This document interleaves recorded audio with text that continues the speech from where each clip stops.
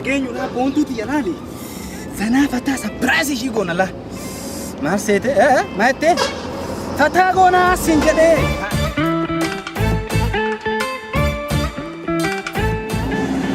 Ollaa keenya wanna tokko namni sun siin jedhee waamna guutuu isaanii firoota keenya gammachiisuu qabnaa.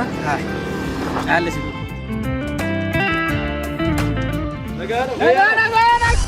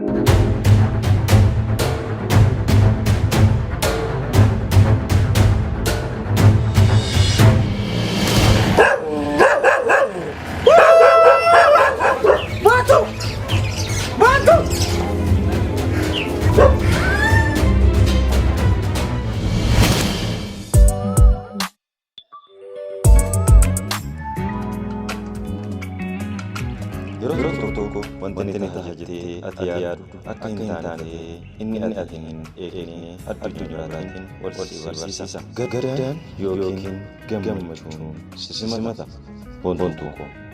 Yoo waa'ee kee yaadu isa kalee jiraannutu albamatee miira koo gadaan na huba.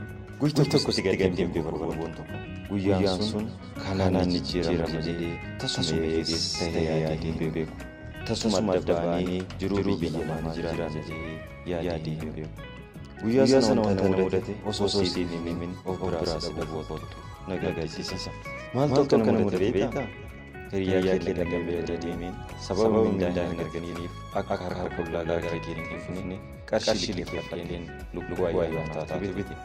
Haati qabsus gammachuun anaa fi qabnu waan hundaa oola. Tasa fuudhee si gammachiisee mindaa sakiin hin arganiif qarshii ayyaana taatu gammee irraa akka liqeeffate si taphachiisuuf ture. Maal godhatare? Addunyaan kana. Goomummaa gosoon ni beekame sin aarsu kabajaan nama qabus immoo ni beekame. Maal qabu osoo kabajaan sun ta'ee si qofa gammachiisee jiraadhe. Maal qabu osoo amanuu baadhee miila ishee lamaan olitti hidhee.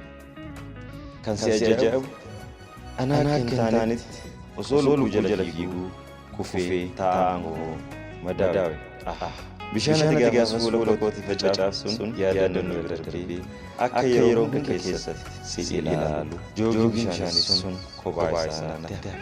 Bishaan ati fuula kootti guyyaa sana facaafte jinnii meeqarraa kaasee beektaa? Maal godhata yeroo inni tajaajilaa ni mudatu. Osoo jireenya bitaa mirgaan cilaan ceelee jiru walitti susuuf callee citaa ta'ee kichuu biraas hidhate. Boontuu si jaalladha.